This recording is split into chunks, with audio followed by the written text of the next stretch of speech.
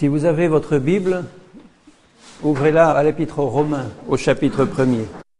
Vous savez, Paul s'adresse à des chrétiens quand il parle aux Romains. Il s'adresse à des gens qui sont convertis à Jésus-Christ, mais il leur explique des choses qui sont pour tout le monde, païens comme chrétiens. Alors ce soir, il y en a pour tout le monde. Alléluia. Le Seigneur ne laisse jamais personne de côté. Dans le chapitre 1er de l'Épître aux Romains, Paul dit, je commencerai à partir du verset 5, « Jésus-Christ, notre Seigneur, par qui nous avons reçu la grâce de l'apostolat, pour amener en son nom à l'obéissance de la foi tous les païens, parmi lesquels vous êtes aussi, vous qui avez été appelés par Jésus. » Rome, c'était la ville la plus païenne du monde de l'époque. C'était une ville épouvantable, une ville pleine de péchés. Et il s'adresse à des gens que Dieu avait fait sortir de cette ville de péché et de ce monde de péché pour entrer dans son royaume. Et il leur dit ceci, c'est qu'il a été appelé apôtre pour une seule chose, il le dit au verset 5, pour amener au nom de Jésus à l'obéissance de la foi tous les païens. C'est pas une petite mission, hein? Pour amener au nom de Jésus tous les païens à l'obéissance de la foi. Alors pourquoi est-ce que les païens ont besoin d'être amenés à l'obéissance? Dites-moi un peu. Est-ce qu'il y a des païens ou des anciens païens ici? Je crois qu'on l'était tous au départ, de naissance. Nous sommes tous nés dans le péché. À cause de la faute d'Adam, nous avons hérité du péché. Nous sommes tous païens de naissance. On est dans le péché. Donc, avant de venir au Seigneur, on sait très bien ce que c'est qu'être un païen. Qu'est-ce que c'est qu'un païen? La meilleure définition que Paul donne, c'est quelqu'un qui n'obéit pas au Seigneur. Vous voyez qu'il y a des chrétiens qui sont encore des païens, ou qui se disent chrétiens qui sont encore en plein paganisme, puisque la définition du païen, c'est celui qui n'obéit pas au Seigneur. Et Paul a été envoyé comme apôtre pour appeler tous les païens à l'obéissance. Et c'est pour ça qu'il parle aux Romains. Nous étions tous des Romains. Un peu plus loin, il dit au verset 16, toujours du chapitre 1er, « Je n'ai pas honte de l'évangile de Christ. » Rappelez-vous qu'à cette époque, être chrétien, c'était quelque chose. Les chrétiens, on les clouait sur une croix, on les brûlait, on les persécutait. Et celui qui se proclamait chrétien, il savait ce qu'il risquait. Donc son engagement était réel. Aujourd'hui, qu'est-ce que ça coûte de se proclamer chrétien dans notre pays, à nous? Quelques petites persécutions? Mais quand on est vraiment engagé à être chrétien à 100%, ça nous coûte, même ici en France, ça nous coûte très cher. Ça nous coûte tout. Mais il dit ceci, « Je n'ai pas honte de l'évangile de Christ. C'est une puissance de Dieu pour le salut de Dieu, le salut de quiconque croit. » Une puissance de Dieu pour le salut de quiconque croit. Et au verset 18, il dit ceci, « La colère de Dieu se révèle du ciel contre toute impiété et toute injustice des hommes. » La colère de Dieu. J'ai été étonné de voir, j'ai pas compté le nombre de fois, mais dans l'Épître aux Romains, il y a au moins 5 ou 6 fois la mention de la colère de Dieu qui repose sur ceux qui désobéissent au Seigneur. Si l'apôtre Paul parle de la colère de Dieu, c'est que cette colère existe. Nous savons que Dieu est un Dieu d'amour, mais il a la particularité d'être à la fois plein d'amour pour ceux qui ouvrent leur cœur et rempli de sa colère divine, de son jugement pour ceux qui lui ferment leur cœur. Donc les deux existent en même temps. Nous, il nous est difficile d'être à la fois dans l'amour et dans la colère. Mais à Dieu, c'est possible parce que c'est une colère divine. C'est pas notre colère à nous. C'est la colère de Dieu contre l'injustice et l'impiété. Et il le dit là, la colère de Dieu se révèle du ciel contre toute impiété. Qu'est-ce que c'est qu'une impiété? Encore une fois, c'est une désobéissance à la loi de Dieu. On peut désobéir à Dieu parce qu'on ne connaît pas la loi de Dieu. On peut désobéir à Dieu parce qu'on la connaît et qu'on ne veut pas obéir. Mais dans les deux cas, même si le jugement de Dieu est différent, dans les deux cas, c'est la colère de Dieu qui demeure sur nous. Et le Seigneur ne désire pas que sa colère tombe sur les pécheurs. Il ne désire pas la mort du pécheur, ça veut dire que la mort du pécheur viendra de par la colère de Dieu sur ceux qui résistent au Seigneur, mais Dieu ne veut pas que sa colère tombe sur le pécheur.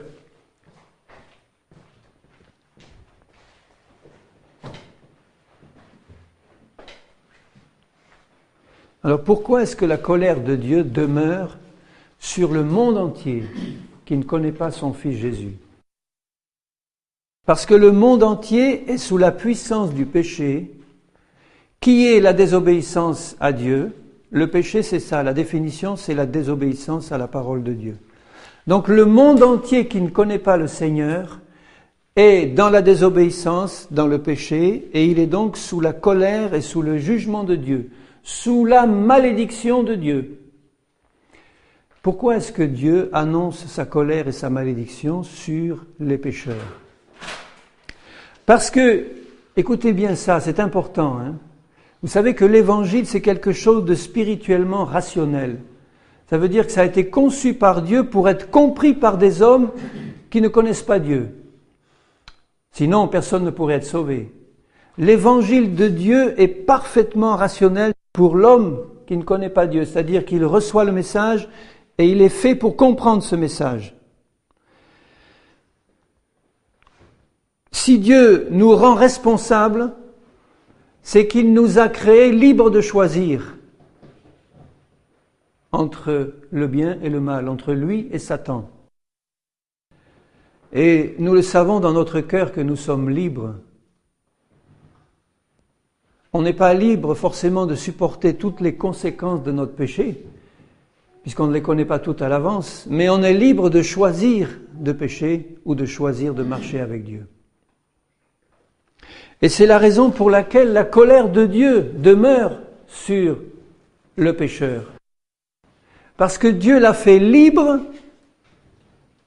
de se tourner vers Dieu ou pas.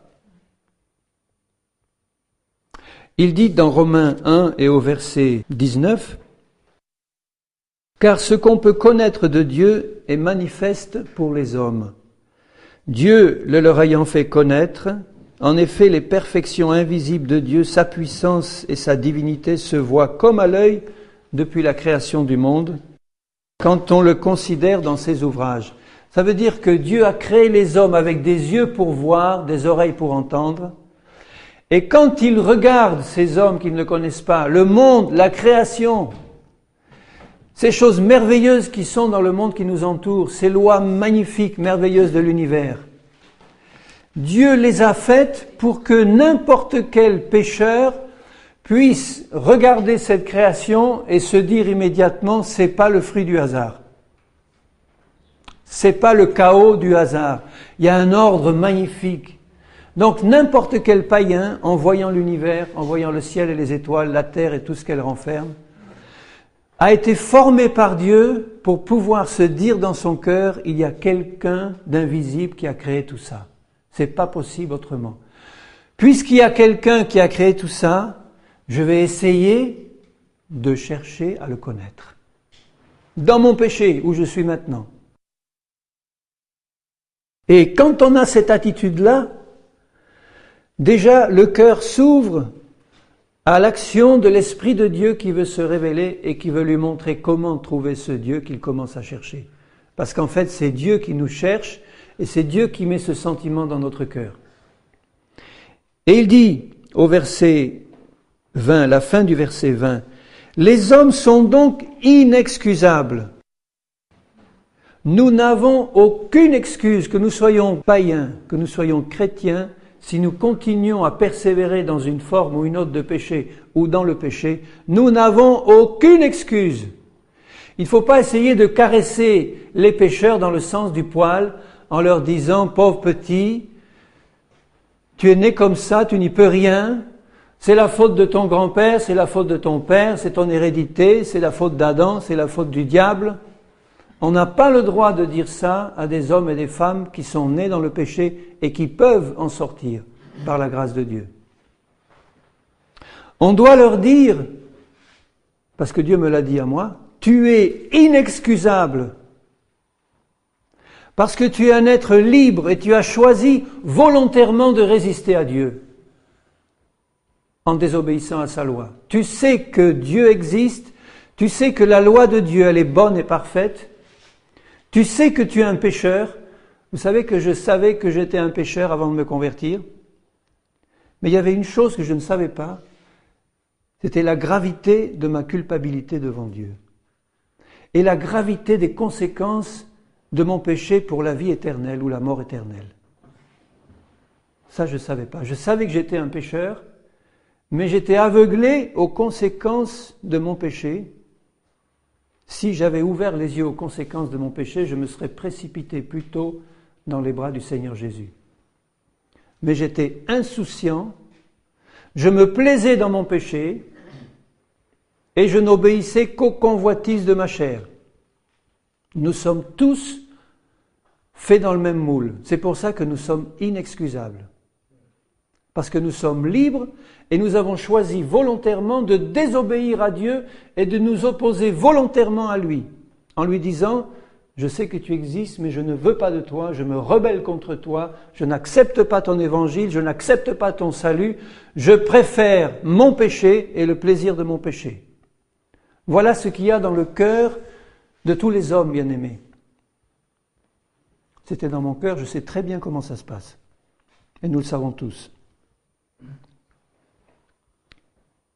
Puisqu'ayant connu Dieu par ses œuvres, ils ne l'ont pas glorifié, comme Dieu ne lui ont pas rendu grâce, mais ils se sont égarés dans leurs pensées et leur cœur sans intelligence a été plongé dans les ténèbres. J'aime ces paroles viriles. Ça, c'est l'évangile de Jésus-Christ.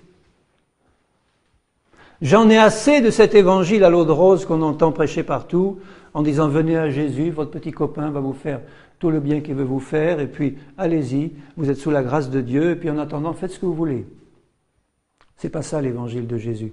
Nous avons affaire à un Dieu qui est un feu dévorant, un Dieu terrible que nous devons craindre de la crainte de Dieu. Parce que pour le Seigneur, le jour du jugement, il n'y aura aucune compassion, aucune pitié, aucune miséricorde pour ceux qui ont refusé la seule porte de salut qu'il donnait en Jésus-Christ.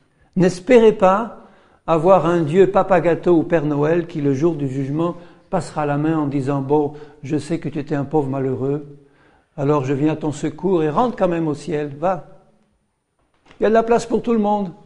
Il y a de la place pour tout le monde à condition de passer par la porte étroite. Sinon, tu n'entreras pas. Que tu te dises païen, que tu te dises chrétien, si tu persévères dans ton péché, tu n'entreras pas.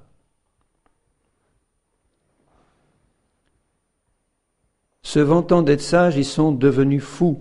Et au verset 24, il dit, c'est pourquoi Dieu les a livrés à l'impureté, selon les convoitises de leur cœur, de sorte qu'ils déshonorent eux-mêmes leur propre corps. Ils le détruisent par le péché. Ils le détruisent par toutes sortes de péchés. Ils le détruisent par l'alcool. Ils le détruisent par la drogue. Ils le détruisent par le tabac. Ils le détruisent par toutes ces choses. Mais ils le détruisent avant tout par la gangrène du péché.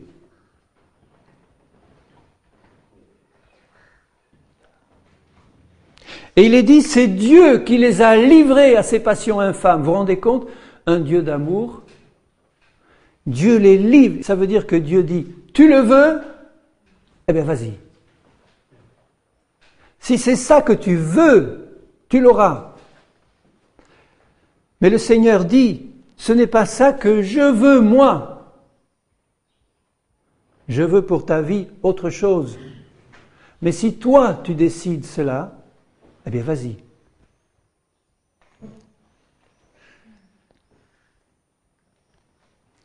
Ça veut dire que quand nous péchons, nous sommes volontairement ennemis de Dieu.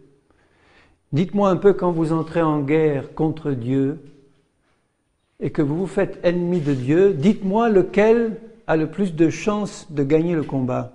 Lequel sera le plus fort au bout du compte? Dieu ou toi? Si tu te fais ennemi de Dieu en refusant qu'il entre dans ta vie, si tu te fais ennemi de Dieu, tu périras dans ton péché. Parce que le temps de la grâce viendra à son terme quand Dieu le décidera de sa propre autorité. Quand la porte de la grâce est fermée, c'est terminé pour l'éternité.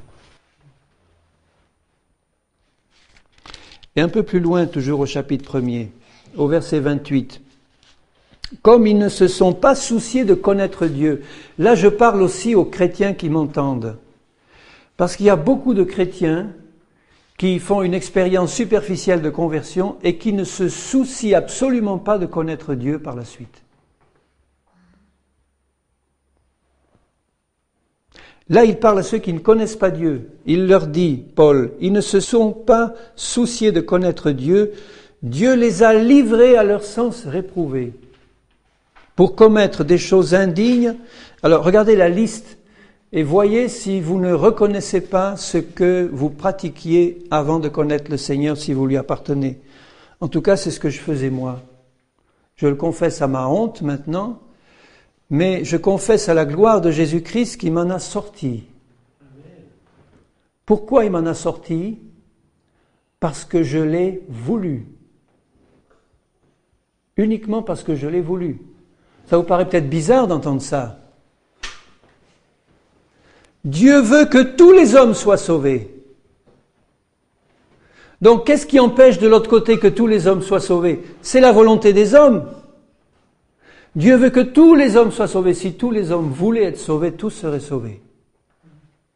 Mais ceux qui ne veulent pas ne seront pas sauvés. Donc, qu'est-ce qui a fait la différence? C'est quand j'ai décidé de donner de tout mon cœur ma vie à Jésus. Là, ça a changé. La volonté de Dieu a pu s'accomplir dans ma vie. Mais ils ne se sont pas souciés de connaître Dieu. Dieu les a livrés à leur sens réprouvé pour commettre des choses indignes, étant remplis. C'est pas rempli du Saint-Esprit, ça, hein? Rempli de toute espèce d'injustice, d'impureté, de méchanceté, de cupidité, de malice, plein d'envie, de meurtre, de querelles, de ruse, de malignité, rapporteurs, médisants, impies, arrogants, hautains, fanfarons, ingénieux au mal, rebelles à leurs parents, dépourvus d'intelligence, de loyauté, d'affection naturelle, implacables, sans miséricorde. Est-ce que vous reconnaissez certaines des choses dans lesquelles vous étiez avant? Et quand vous regardez autour de vous dans ce monde pourri par le péché, est-ce que vous ne reconnaissez pas ce qui se pratique aujourd'hui dans la vie de ceux qui ne connaissent pas Jésus, qui n'ont pas été changés par sa grâce? Et bien qu'ils connaissent le jugement de Dieu, tous ceux qui pratiquent ces choses savent très bien qu'il y a un jugement. Un jour, il y a des années, j'écoutais à la télé André Malraux, il y a peut-être 20 ans. André Malraux, c'était un athée parfait. Il se vantait d'être athée. C'était un grand intellectuel, un magnifique intellectuel humain, un grand cerveau. Et je l'ai entendu quelques, peut-être semaines avant sa mort ou mois avant sa mort, à la télé. Il était bourré de tics, affreux à voir. Et entre deux tics, il disait à la télé devant des millions de personnes, il disait « Je suis athée, je ne crois pas en Dieu. Mais je dois vous avouer qu'il y a une chose que je n'ai jamais réussi à enlever de mon cœur, c'est la pensée qu'il y avait un jugement après la mort. » Alors lui, évidemment, il repoussait cette idée, mais il l'avait constamment dans son cœur. Où il est maintenant? S'il n'a pas demandé pardon à Jésus avant de mourir, il est en enfer. Donc il savait qu'il y avait un jugement, parce que c'est Dieu qui lui mettait cette pensée dans le cœur. Nous savons dans notre vie qu'il y a un moment où nous devons rendre compte devant le tribunal de Dieu. Après la mort vient le jugement. Et ce jugement est définitif. Nous avons des cours d'appel, des cours de cassation, etc. Dans le tribunal de Dieu, il n'y a rien de tout ça. Dieu est souverain. Il regarde notre vie, tout est à nu et à découvert devant ses yeux. Depuis le moment de notre conception jusqu'au moment de la mort, il a tout sous ses yeux. Le dossier est ouvert et la sentence tombe. Tu es condamné pour l'éternité à l'enfer éternel. Est-ce que vous pouvez imaginer quand une oreille humaine entend ça devant le tribunal de Dieu et qu'il sait qu'il n'y a pas d'appel et qu'un ange de Dieu te prend et te donne aux démons qui t'entraînent dans l'enfer pour l'éternité? Je voudrais que dans nos cœurs de chrétiens, il y ait davantage de la réalisation de ce que c'est que le jugement de Dieu sur ceux qui sont sous la colère du Seigneur. Pour que nous puissions prier davantage et faire tout ce que nous pouvons pour les en faire sortir. Parce que Dieu le veut. Ça veut dire que ton péché te rend coupable devant Dieu et tu le sais. Et pour Dieu, il n'y a qu'une seule condamnation, une seule, écoutez bien, c'est la mort. Quand Adam et Ève ont péché, cette vieille histoire d'Adam et Ève, Dieu avait dit, le jour où tu en mangeras de ce fruit défendu, tu mourras. Ils sont morts 900 ans après, mais le jour où ils en ont mangé, leur esprit est mort. Et ça a entraîné la mort physique.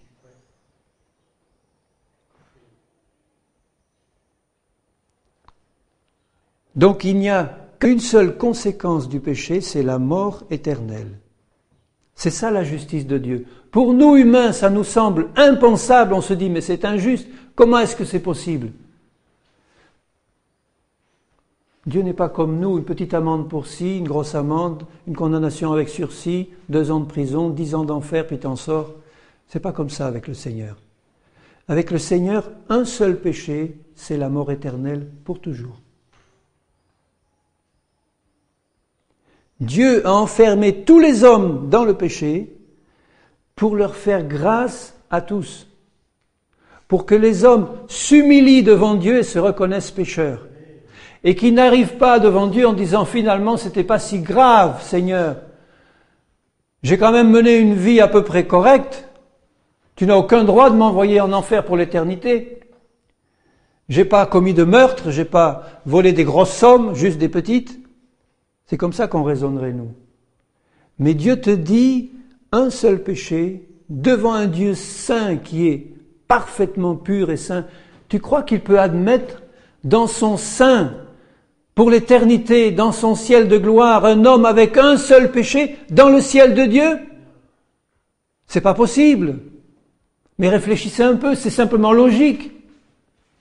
Est-ce que vous pensez que Dieu va admettre dans son ciel pur et sans tache un homme avec un seul péché? Impossible. Le ciel serait rempli de pécheurs puisqu'on a tous péché. Il n'y aurait que des pécheurs et des péchés. Ça serait horrible comme atmosphère. On retrouverait dans le ciel de Dieu ce qu'on vit maintenant. L'enfer sur la terre, les haines, les disputes, les animosités. Ah, tu es plus près du trône que moi et ça va pas, et moi j'ai ci, je suis bout de table et pas toi. Ça serait épouvantable. Dieu ne veut pas ça. Il a un ciel d'une parfaite sainteté. Il faut que celui qui entre soit entièrement pur de tout péché.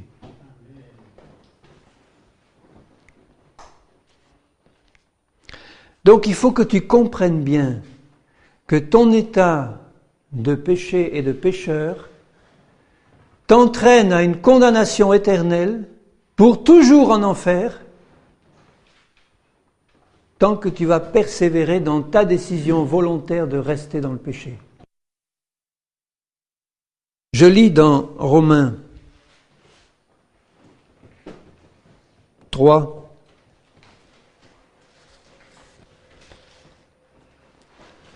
et au verset 9.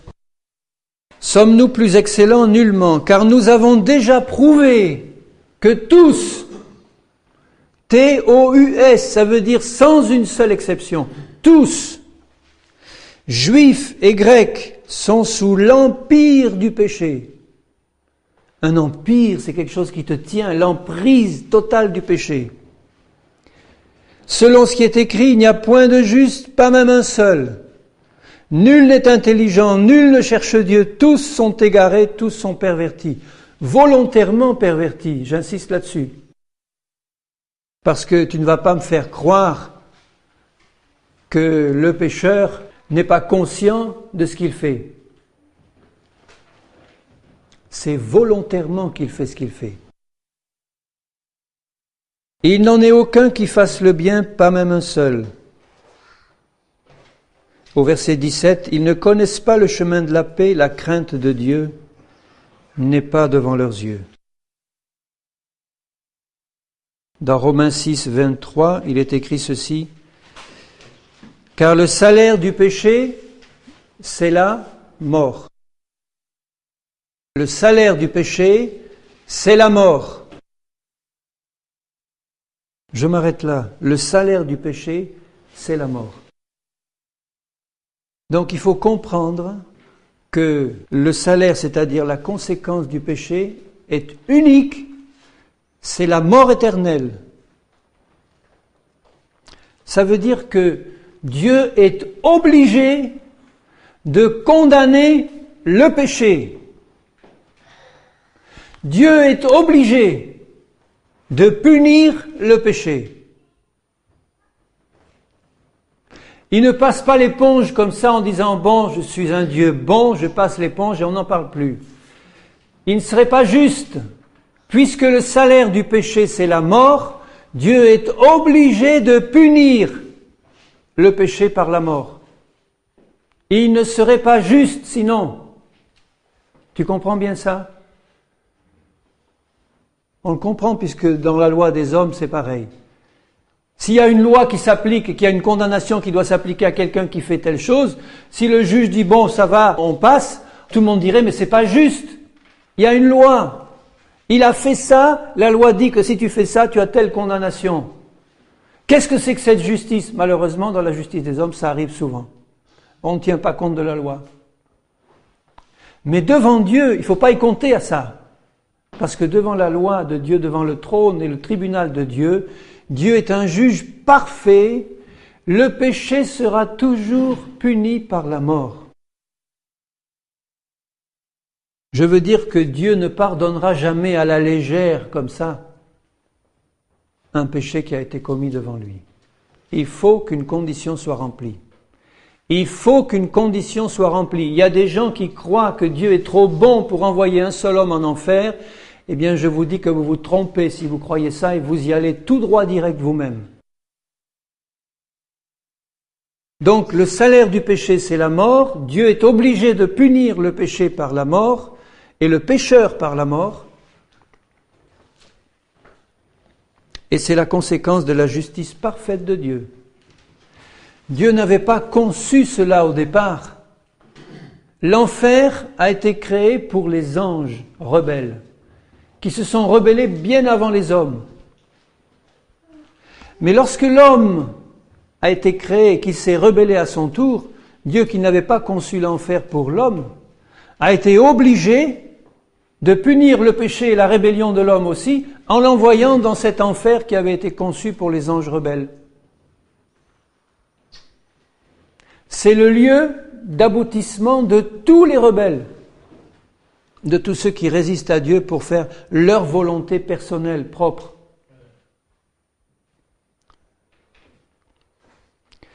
Alors c'est là qu'intervient maintenant le message de l'Évangile, le seul moyen d'échapper à ce terrible jugement qui vient, cette colère de Dieu qui vient sur tous les pécheurs. Et moi, je voudrais augmenter la crainte de Dieu dans vos cœurs, bien-aimés, chrétiens. Là, je parle aux chrétiens. Je voudrais augmenter la crainte de Dieu dans vos cœurs, la vraie crainte de l'Éternel. Parce que les chrétiens ne craignent pas assez l'Éternel, dans le bon sens du terme. Vous voyez ce que je veux dire ? C'est-à-dire craindre de s'opposer à la volonté de Dieu en lui résistant. Est-ce que tu peux imaginer être chrétien et n'avoir aucune crainte de t'opposer à Dieu et de lui résister sous prétexte que tu es sous la grâce? J'ai entendu des chrétiens dire des choses abominables. Dire, mais nous sommes sous la grâce. Maintenant, à la limite, je peux pécher. Je vais toujours pouvoir confesser mon péché et puis je serai pardonné parce que Dieu est bon. C'est une doctrine de démon qui amène les gens en enfer. L'apôtre Jean, qui est l'apôtre de l'amour, dit ceci dans 1 Jean 3, versets 9 et 10. Je lis à partir du verset 8. 1 Jean 3, 8. Celui qui pêche est du diable. On y était tous bien-aimés du diable. On est tous des enfants du diable au départ, bien qu'étant créés par Dieu. Celui qui pêche est du diable, car le diable pêche dès le commencement. Le Fils de Dieu apparut afin de détruire les œuvres du diable qui sont le péché, la maladie, la mort et toutes ses conséquences. Écoutez la suite. Quiconque est né de Dieu ne pratique pas le péché. Quiconque est né de Dieu ne pratique pas le péché. Parce que la semence de Dieu, la parole de Dieu, la vie de Dieu demeure en lui. Si tu te dis chrétien et que tu pratiques volontairement une forme de péché ou une autre, tu n'es pas né de nouveau. Tu es encore perdu dans tes péchés. Tu ne sais pas ce que c'est que la repentance. Je veux dire, si tu pratiques consciemment une forme de péché ou une autre.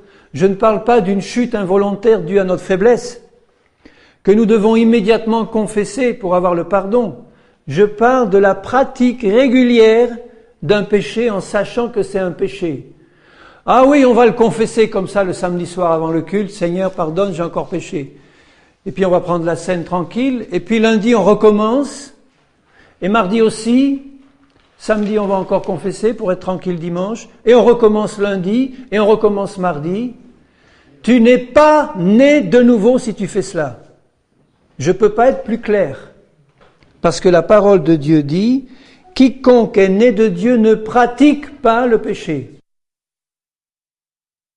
Parce qu'il est né de Dieu. Et il ne peut pécher au sens volontaire, tu vois, au sens volontaire. Il ne peut pécher parce qu'il est né de Dieu. Est-ce que tu es né de Dieu, oui ou non? Quand je vois un chrétien qui pratique le péché, je lui dis, est-ce que tu es né de Dieu, oui ou non? Mais oui, j'ai fait une belle conversion, j'ai fait un beau témoignage, un jour un tel est venu, je me suis avancé, j'ai pleuré tout mon cœur, et puis, alléluia, je dis, eh bien tu n'es pas, retombe sur ta chaise, tu n'es pas né de nouveau. Si tu pratiques ton péché, si tu continues à te masturber, si tu continues à voler, si tu continues à tromper ton prochain, si tu continues à tromper ta femme, si tu continues à voler celui qui veut t'acheter ceci ou cela, tu n'es pas un chrétien. Nous sommes tous concernés. Alors je lis la suite. C'est par là, c'est-à-dire la pratique régulière du péché, c'est par là que se font reconnaître les enfants de Dieu et les enfants du diable. Mais c'est facile à reconnaître dans ma vie personnelle. Est-ce que je pratique le péché de manière volontaire et consciente et régulière, tout en demandant pardon à Dieu de temps en temps pour calmer ma conscience, qui n'arrive d'ailleurs pas à être calmée? Si je fais ça, eh bien non, si je suis enfant de Dieu, je ne pratiquerai pas le péché. Je peux chuter involontairement, mais l'Esprit de Dieu me le montre aussitôt et je le confesse à mon Père pour être pardonné par le sang de Jésus qui me lave. Quiconque ne pratique pas la justice n'est pas de Dieu. C'est clair, ça ne peut pas être plus clair. Quiconque ne pratique pas ce qui est juste n'est pas de Dieu, pas plus que celui qui n'aime pas son frère. Tu as encore de la haine contre ton frère? Tu n'es pas de Dieu. Tu as besoin de te convertir. Tu as de la haine envers une personne, tu n'es pas de Dieu. Tu as besoin de te convertir. Au verset 14, il dit, « Nous savons que nous sommes passés de la mort à la vie parce que nous aimons les frères, y compris les plus insupportables. » parce que l'amour supporte tout. Mais l'amour dit les choses fermes en face. Si ton frère a péché, reprends-le avec amour, mais reprends-le fermement. Et tu gagneras ton frère. Celui qui n'aime pas son frère demeure dans la mort. Quiconque est son frère est un meurtrier, écoutez, et vous savez qu'aucun meurtrier n'a la vie éternelle demeurant en lui. Moi, je me demande encore comment, quand on lit des phrases si claires, les chrétiens peuvent être encore séduits, mais Dieu n'est pas séduit. Dieu voit le fond de ton cœur. Il voit le fond de ton cœur. Il voit ce que tu penses dans ton cœur. Il voit si tu as encore de la haine contre quelqu'un. Il voit si tu gardes encore l'iniquité et le péché dans ton cœur. Et il est en train de te parler pour que tu te convertisses réellement. Alors, qu'est-ce qu'il faut pour en sortir de cette mort et de cette malédiction ? La malédiction, si tu restes dans ton péché, la malédiction de Dieu est attachée à toi. Elle est attachée à toi, elle ne te quittera pas. La colère de Dieu est sur toi. Mais Dieu veut t'en faire sortir, parce que si nous prêchons la justice et la sainteté de Dieu, nous devons prêcher aussi l'amour du Seigneur qui veut que le pécheur se convertisse et vienne à lui. Dieu ne se réjouit pas d'envoyer des millions d'âmes comme elles vont maintenant en enfer, des millions d'âmes vont en enfer par le juste jugement de Dieu. Ça ne le réjouit pas le Seigneur. Il en pleure, même dans son ciel il en pleure. Mais parce qu'il est juste, il doit le faire. Et il pleure parce qu'il dit, moi qui ai tout fait pour qu'ils en sortent, moi qui ai donné mon Fils pour qu'ils en sortent, ils le refusent. Jésus est venu vers les siens et ils l'ont refusé. Alors je suis obligé de sévir et de l'envoyer en enfer. Alors il faut que tu comprennes que pour que tu sois agréable à Dieu, il faut un changement radical dans ta vie. Pas superficiel, pas un plâtre religieux. Parce qu'un jour tu as été ému, et puis on a fait un bel appel et tu t'es avancé. Et tu as cru que tu étais devenu un chrétien, alors qu'en fait tu ne t'es pas repenti profondément et tu n'as pas compris ce que c'était que le péché et où il t'a mené et quelles ont été les conséquences de ce péché pour toi, pour les autres et pour le Seigneur Jésus. Est-ce que tu es d'accord que le péché que tu as pratiqué a eu des conséquences épouvantables pour toi et pour les autres ? Tu as fait souffrir les autres, tu as fait souffrir ta femme, tu as fait souffrir tes enfants, tu as fait souffrir tes parents, tu as fait souffrir tes voisins, tes frères, tes sœurs, tu as fait souffrir Jésus-Christ sur la croix. Moi aussi. Moi le premier. Et malgré tout, tu continues. Le Seigneur te propose un changement radical et complet pour toujours. Le Seigneur en a assez de voir ceux qui se convertissent clocher des deux pieds, marcher un jour avec Satan et un jour avec Dieu, et puis finir par rétrograder et retourner en arrière dans ce qu'ils ont vomi. Le Seigneur ne veut pas de ces choses. Le Seigneur veut un changement radical. Alors, comprends ceci.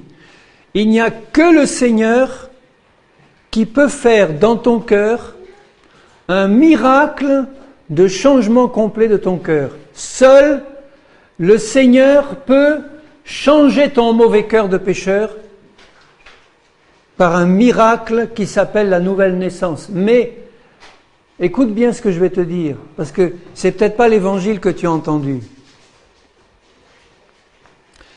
La nouvelle naissance en Jésus-Christ, c'est toi qui la déclenches par ta volonté. Si tu as compris ça, tu comprends la grâce de Dieu. Dieu veut que tous les hommes se convertissent. Et la bonté de Dieu pousse tous les hommes à la repentance. Mais qui va déclencher l'action miraculeuse de Dieu pour changer ton cœur ? C'est toi. quand tu vas décider d'ouvrir ton cœur à l'action du Saint-Esprit. Donc la nouvelle naissance, c'est toi qui la décides. Et une fois que tu l'as décidé parce que tu as compris l'Évangile, Dieu, le Saint-Esprit, fait un miracle dans ton cœur pour changer ton cœur. Ça, tu ne peux pas le faire. Tu peux et tu dois décider toi-même, parce que c'est toi qui as la clé de ton cœur, mais c'est Dieu qui fait le miracle une fois que tu as décidé de dire oui à la nouvelle naissance de Jésus.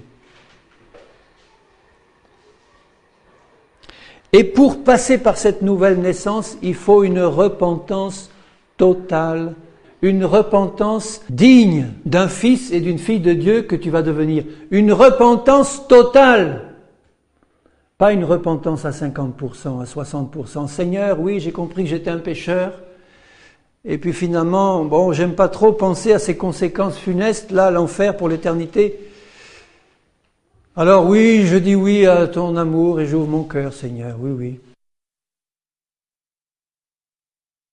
Et parce que la repentance n'est pas totale à 100%, on va clocher des deux pieds comme le font beaucoup de chrétiens.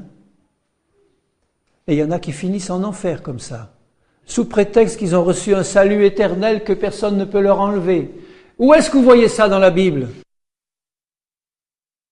Celui qui renie le Seigneur dit « je te renierai aussi ».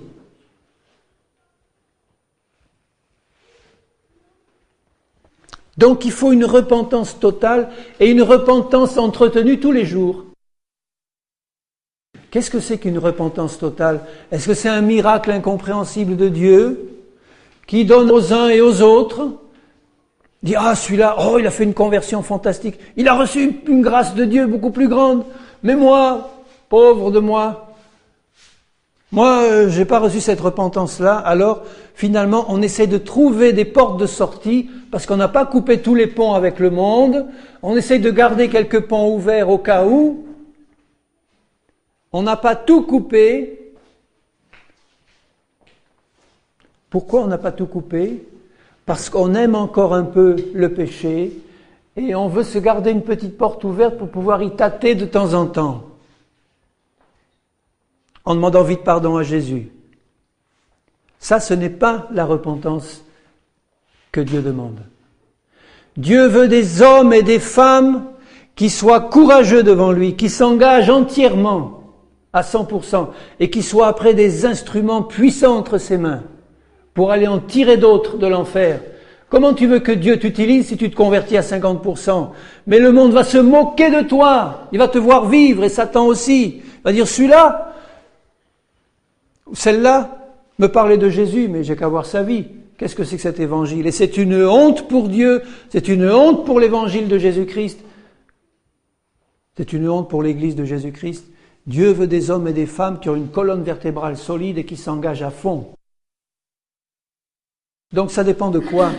Ça dépend de ta décision personnelle. Et quand tu as compris l'horreur du péché et ce qui attend le pécheur, tu te décides à 100%. Tu n'as rien à gagner à te décider à 50 ou 80 ou 99%. Si tu n'es pas engagé, écoute bien, à 100%, tu n'es pas engagé du tout. Je répète, pour que ce soit clair, si tu n'es pas engagé à 100% et que tu es engagé à 99%, tu n'es pas engagé du tout. Ce 1% va causer ta ruine. C'est comme un petit trou percé au fond de ton bateau. Il peut être tout petit, mais ça va finir par rentrer, ça va couler. Si le bateau n'est pas parfaitement étanche, il n'est pas étanche du tout. Il y en a qui ont un trou béant, il coule en 30 secondes.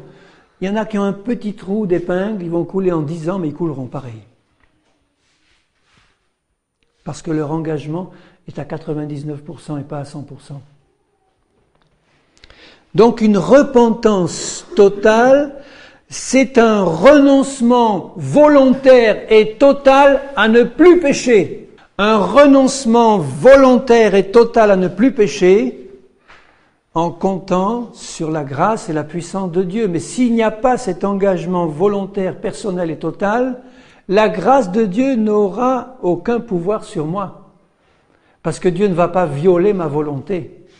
comme ces Hébreux dans le désert qui étaient constamment secourus par Dieu et il est dit d'eux que la parole qui leur fut adressée ne leur servit à rien parce qu'elle ne trouva pas de foi en eux. Ils ont entendu, ah oui, ils ont entendu, mais ils continuaient à faire comme ils voulaient. Et ils ont tous péri dans le désert, sauf ceux qui étaient engagés à 100%. Ils sont passés, ceux-là. Ils n'étaient pas très nombreux, ils étaient 2, et les Lévites. Une repentance totale, c'est un renoncement volontaire, définitif et total au péché. Clair et net, Seigneur, aussi clairement que maintenant je vois le problème, je m'engage à 100% pour toi, je décide volontairement de ne plus pécher et j'ouvre mon cœur à l'action de ton esprit maintenant pour que tu me donnes ta puissance et ta grâce. Et je vais recevoir le 100% de Dieu. Si tu ouvres ton cœur à 50%, qu'est-ce que tu vas recevoir de Dieu? Tu crois que Dieu va donner son 100% à celui qui s'engage à 10, 20 ou 80%? Moi, je languis après ces conversions-là. Dans 1 Thessaloniciens 1, 9, il parle aux Thessaloniciens qui étaient persécutés. Et il dit, on raconte à notre sujet quel accès nous avons eu auprès de vous et comment vous vous êtes convertis à Dieu. Ah voilà, c'était des gens, on racontait comment ils s'étaient convertis à Dieu. Pourquoi? Parce que ils étaient célèbres pour leur conversion forte. Il est dit, en abandonnant les idoles pour servir le Dieu vivant et vrai et attendre des cieux son Fils qu'il a ressuscité des morts, Jésus, qui nous délivre de la colère à venir. Si tu veux être délivré de la colère de Dieu qui demeure sur toi à cause de ton péché, il n'y en a qu'un qui peut t'en délivrer, c'est le Seigneur Jésus-Christ. Mais vous voyez ce qu'ils ont fait? Ils ont abandonné toutes leurs idoles. Ils n'ont pas abandonné la moitié de leurs idoles. Ils ont abandonné toutes leurs idoles. Et qu'est-ce que c'est qu'une idole pour toi? C'est ce qui prend la place de Dieu à la première place. Si tu continues à te servir toi-même, si tu continues à faire ce que tu as envie de faire, tu es ton idole pour toi et tu ne t'es pas converti. Si tu désires encore faire ta volonté personnelle, tu ne t'es pas converti. Jésus a dit, celui qui se charge de sa croix chaque jour, celui-là est mon disciple. Si tu ne t'es pas chargé de ta croix, c'est-à-dire d'abandonner ta volonté personnelle pour obéir à ton Père céleste, eh bien tu ne peux pas être disciple de Jésus. C'est simple, tu peux pas. Tu peux essayer, oui, mais tu n'y arriveras pas. Abandonnant les idoles pour servir le Dieu vivant. J'aime bien ce terme-là. Pour servir le Dieu vivant. Je ne vous appelle plus serviteurs, je vous appelle mes amis. Mais des amis qui sont des esclaves d'amour de Jésus. Pour faire sa volonté. Seigneur, quel que soit le prix que ça me coûte, je veux le faire.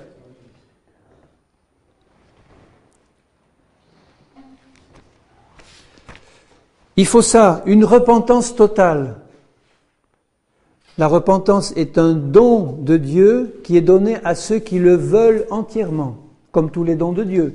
Tu as déjà essayé de recevoir quelque chose de Dieu que tu ne voulais pas, même par la foi? Ça ne marche pas. Si tu veux ouvrir ton cœur à l'action du Saint-Esprit, tu vas être visité. Il faut que tu comprennes, à ce stade où nous en sommes maintenant, que si tu veux donc échapper à la colère et à la mort et à la perdition éternelle, il faut que tu comprennes que puisque le péché devait être puni, il faut que tu comprennes qu'il y en a eu un qui s'appelle Jésus-Christ, Dieu le Fils, Dieu éternel le Fils, qui s'est donné volontairement pour toi, pour recevoir à ta place la colère et la justice et le jugement de Dieu. Et il l'a fait volontairement par amour pour toi. Donc tu comprends la culpabilité qui est la tienne si tu refuses ce don d'amour de Jésus-Christ. Ou si tu le recules en disant « je ne suis pas encore prêt », ou bien « ça viendra plus tard », ou « je suis trop jeune », ou « je ne suis pas encore assez convaincu ». Tu es assez convaincu pour te décider à l'instant même.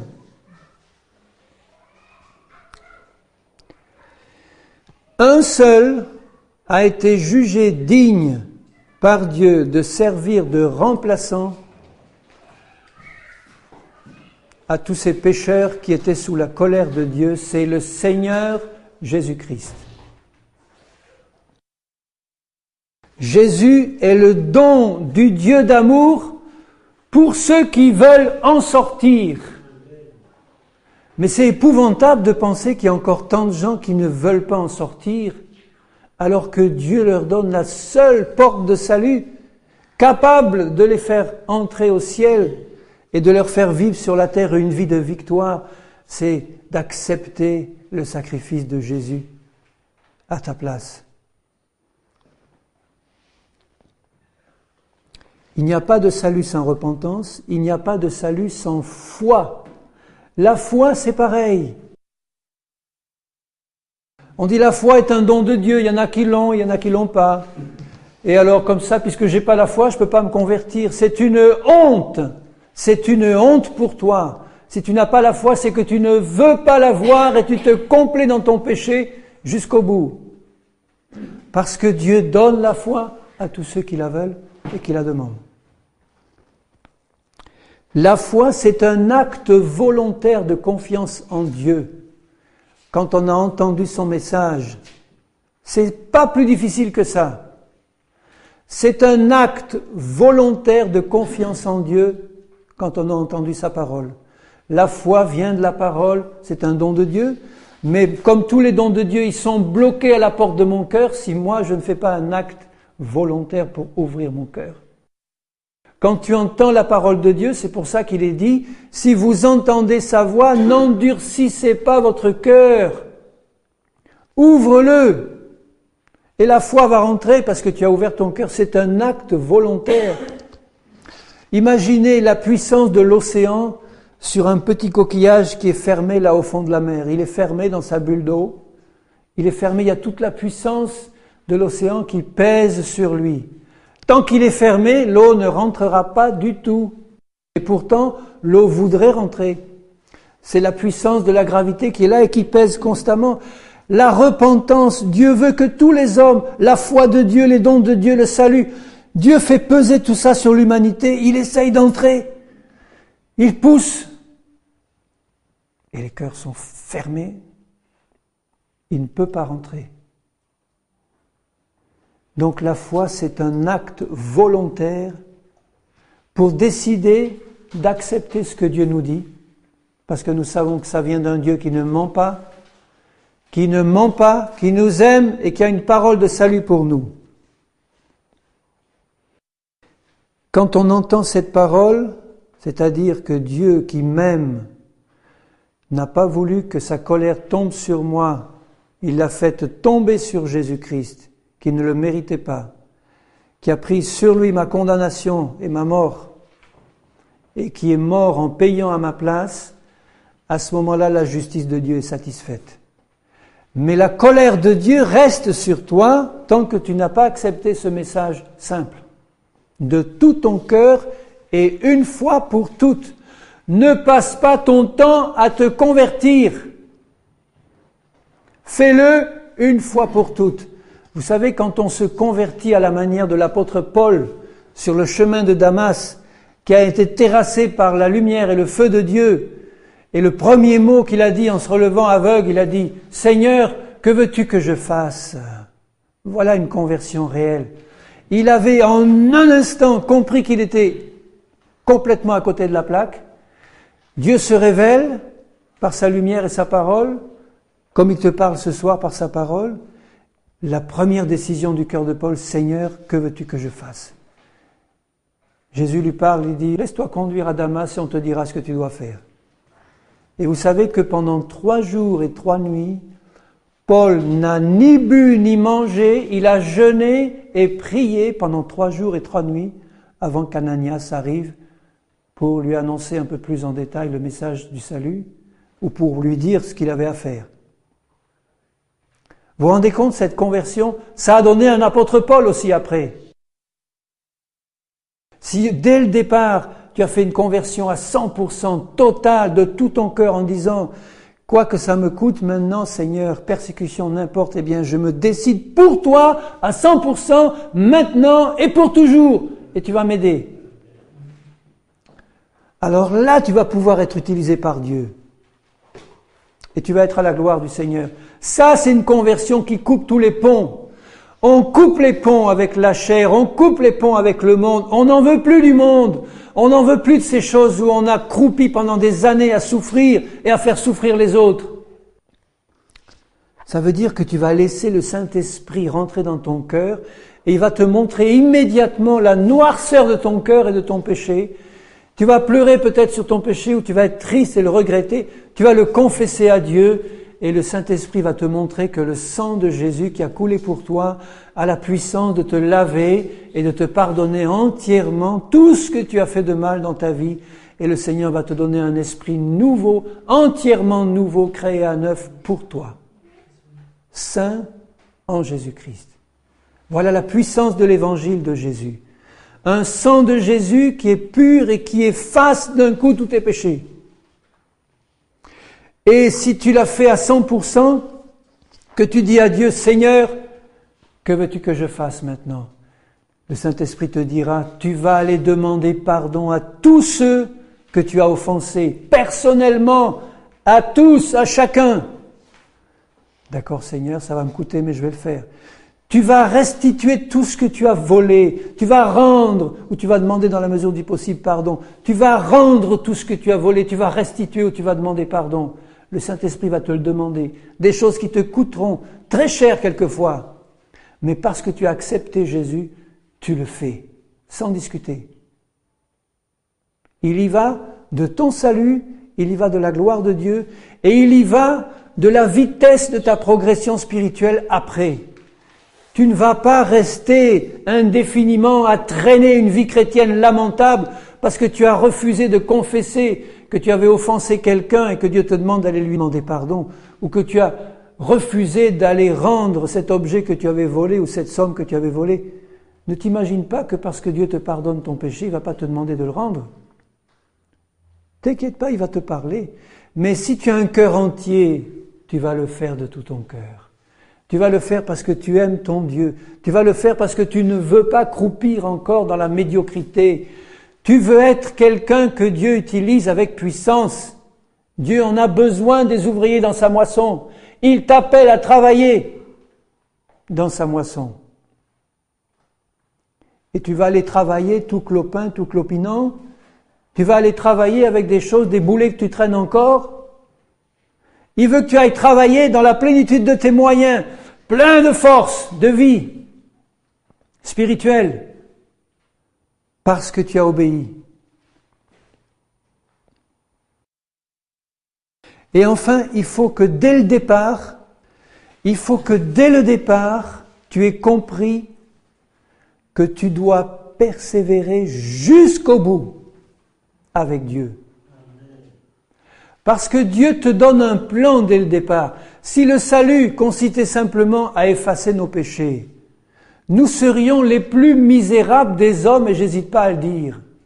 S'il n'y avait que ça, effacer mes péchés, mais que ma nature n'était pas changée, et que Dieu me montrait pas son plan pour ma vie. Son plan, c'est de me transformer à l'image de Jésus, pour devenir un jour semblable à l'image de Jésus.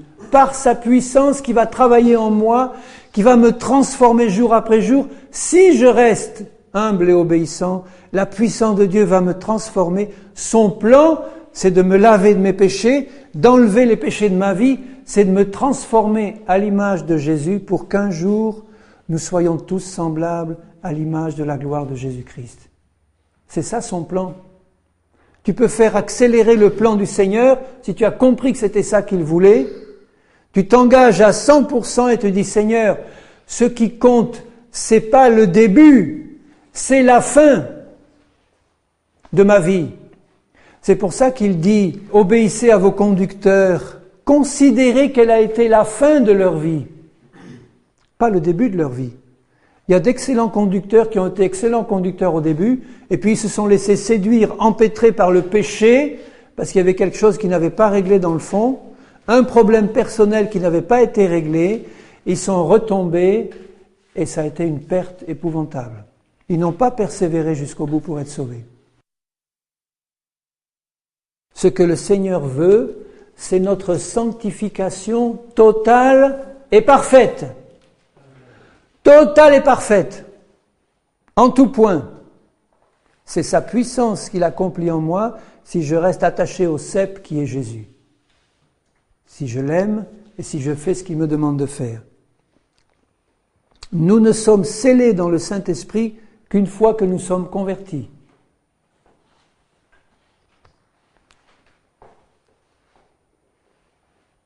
Vous voyez ça dans Éphésiens 1,13. Je vais le lire d'ailleurs. Éphésiens 1, verset 13, il nous dit ceci. En Christ, vous aussi, après avoir entendu la parole de la vérité que vous entendez ce soir, l'évangile de votre salut, en lui vous avez cru et vous avez été scellés du Saint-Esprit qui avait été promis, qui est un gage de notre héritage pour la rédemption de ceux que Dieu s'est acquis à la louange de sa gloire. Ça veut dire ceci, ça veut dire que si tu te convertis à 100%, Dieu te pardonne et Dieu change ton cœur et ta vie, il te donne le Saint-Esprit et le Saint-Esprit te scelle. C'est comme un document qui est scellé, il est fermé, personne ne peut l'ouvrir. Si ta conversion est faite comme ça, totale et parfaite à Jésus, Dieu met le sceau de son esprit en disant « Celui-là, celle-là m'appartient, maintenant 100% pour moi. » Tu es scellé par le Saint-Esprit. Et personne ne pourra briser ce sceau que toi. Parce que ton engagement avec Jésus, c'est comme un mariage. Un mariage peut être brisé à n'importe quel moment par la décision de l'un ou de l'autre. C'est vrai? Mais quand les deux décident de rester ensemble, personne ne peut le briser. Personne. C'est un mariage entre Dieu et nous. Du côté de Dieu, c'est pas lui qui va le briser, ce mariage, jamais. Il n'y a que nous qui pouvons le briser par notre infidélité. Mais quand nous aimons notre époux divin, nous lui restons fidèles. Il est fidèle, lui. Alors je terminerai en vous lisant ceci, dans le Sermon sur la montagne. Je voudrais bien planter dans vos cœurs à tous, bien-aimés, ce soir, que nous ne devons garder aucune indulgence envers le péché. Aucune. Pas de justification, pas d'essayer de nous justifier devant Dieu ou devant les hommes. Un péché, c'est un péché. Ne gardons aucune justification pour un péché quelconque. Mais demandons constamment au Seigneur de nous éclairer sur notre propre péché. Seigneur, ouvre-moi les yeux et le cœur. Dans le Sermon sur la montagne, il est dit ceci, dans Matthieu 5, verset 43. Vous avez appris qu'il a été dit, tu aimeras ton prochain et tu haïras ton ennemi. Mais moi, je vous dis, aimez vos ennemis, bénissez ceux qui vous maudissent, faites du bien à ceux qui vous haïssent et priez pour ceux qui vous maltraitent et qui vous persécutent, afin que vous soyez fils de votre Père qui est dans les cieux. Vous voyez l'attitude du cœur du Père? Moi, en tant que pécheur, j'étais en train de maltraiter, de persécuter, de faire du mal à Dieu. Quand Paul est touché par Jésus sur le chemin de Damas, Jésus lui dit, « Je suis Jésus que tu persécutes par ton péché. Tu es en train de persécuter Jésus. » C'est la pire des offenses. Eh bien, quand il dit à ses enfants, Dieu, « Aimez ceux qui vous persécutent, faites du bien à ceux qui vous haïssent. » Je persécutais et je haïssais Dieu dans mon péché. J'avais la colère de Dieu qui reposait sur moi et j'étais destiné à l'enfer, mais Dieu m'aimait. Et Jésus-Christ auprès du Père intercédait pour moi. Il priait pour moi pour que le Père me fasse grâce et que je puisse être placé devant le message de l'Évangile. Et c'est ce qu'il a fait un jour. Et c'est pour ça qu'il nous demande, nous, de le faire envers tous ceux qui nous offensent et qui nous maltraitent. Parce que lui l'a fait pour nous, qui étions des rebelles contre lui, qui l'avons offensé en permanence, qui lui avons fait de la peine. Dieu est un Dieu saint. Quand il me voit pécher ou quand il voit quelqu'un pécher, vous croyez que ça lui fait plaisir? Ça l'offense, ça lui fait de la peine. Il veut m'en sortir. Et pour ça, il m'a donné un sauveur merveilleux qui intercède en permanence auprès du Père pour moi, pour toi. Pour que tu sois un jour rempli du même esprit et que tu puisses toi aussi faire du bien à tous ceux qui te font du mal autour de toi, afin que vous soyez fils de votre Père qui est dans les cieux. Car il fait lever son soleil sur les méchants et sur les bons, il fait pleuvoir sur les justes et sur les injustes. Si vous aimez ceux qui vous aiment, quelle récompense méritez-vous? Dieu m'a aimé alors que je ne l'aimais pas. Dieu m'a aimé alors que je n'étais pas aimable. Il a mis sa colère un instant de côté pour que je comprenne. Et il termine au verset 48 en disant « Soyez donc parfaits comme votre Père Céleste est parfait. » Vous voyez le plan du Seigneur qui est aussi un ordre pour moi? Je reçois la parole de Dieu comme un ordre de mon Père Céleste. Dieu me dit, je t'ordonne d'être parfait en tout. Et si je te donne cet ordre, c'est parce que je te donne en même temps les moyens d'atteindre cette perfection. Si tu le veux, toujours pareil, si tu décides dans ton cœur d'atteindre cette perfection, je te donnerai les moyens de l'atteindre pour que tu glorifies ton Dieu. Alors le Seigneur veut que notre foi soit suivie d'œuvres. Une foi sans œuvre, c'est une foi morte. Qu'est-ce que c'est qu'une œuvre?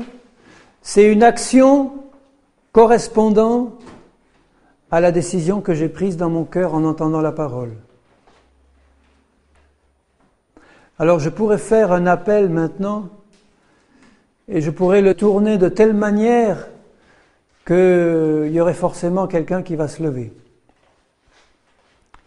Mais c'est pas ça que je désire. Je désire faire un appel dans ton cœur pour que, si tu n'as pas donné ta vie à Jésus-Christ, tu décides ce soir, à la seconde où tu entends cette voix, de te repentir de ton péché une fois pour toutes et de donner ta vie à Jésus-Christ pour toujours. Il y va de ton salut éternel. Il y va de ta paix avec Dieu pour toujours. Tu peux mourir cette nuit. Et moi, je ne veux pas avoir ton sang sur les mains. Je t'ai averti, tu peux mourir cette nuit ou demain dans la journée. Et personne ne te garantit que, avant de mourir, tu auras le temps de faire cette démarche. Il y a des jeunes comme ça qui ont entendu l'évangile, ils ont dit « Oh, j'ai le temps ». Ils sont sortis, ils se sont tués en moto. J'en connais des cas. Est-ce qu'ils ont eu le temps de demander pardon à Dieu pour leurs péchés, de l'accepter comme Sauveur et Seigneur? Dieu seul le sait. Si tu t'es converti à moitié, je te fais un appel dans ton cœur pour que ce soir, à l'instant où tu entends cette voix-là, tu te convertisses à 100% et une fois pour toutes, et que tu arrêtes de clocher des deux pieds.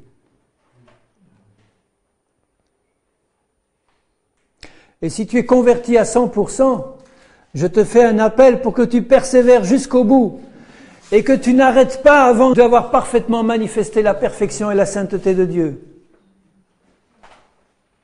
Alors vous voyez comment les serviteurs de Dieu pourraient manipuler une assistance. Si je faisais un appel maintenant pour dire, alors que tous ceux qui veulent vraiment à 100% se donner à Dieu pour jusqu'au bout, bon, vous allez tous vous lever. Ou presque tous. Mais c'est pas ça que veut le Seigneur. Moi, j'en ai vu comme ça, qui se lèvent et qui se relèvent. Et puis, au prochain appel, ils vont se relever. Et puis, ils se relèvent encore au prochain appel. Et puis, ça n'a rien changé dans leur vie. C'est l'appel de Dieu dans ton cœur que tu dois entendre et c'est devant Dieu que tu es. C'est pas devant des hommes. Alors, entends cet appel. On va passer un moment à prier et à demander que Dieu fasse ce travail dans les cœurs maintenant pour que nous soyons tous ce soir changés complètement ou changés un peu plus ou un peu plus remplis de la paix et de l'Esprit du Seigneur. Maintenant, s'il y en a un qui veut demander la prière, il peut le faire librement. On est entre nous. Seigneur, moi je te demande qu'en ce moment même, tu agisses par ton esprit dans les cœurs.